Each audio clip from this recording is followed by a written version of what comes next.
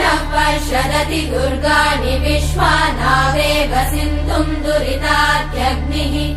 तामग्निवर्णाम् तपसा ज्वलन्तीम् भैरोचनीम् कर्मफलेषु जुष्टाम् दुर्गाम् देवीगुम् शरणमहम् प्रपद्ये सुतरसि तरसे नमः अग्ने त्वम् पारयानव्यो अस्मान् स्वस्तिभिरति दुर्गाणि विश्वा पूश्च पृथ्वी बहुला न उर्वी भवातोकायतनयाय शम्योः विश्वानि नो दुर्गः जातवेदः सिन्धुन्न नावा दुरितातिवर्षि अग्ने अत्रिवन्मनसा गृणानोऽस्माकम् बोध्य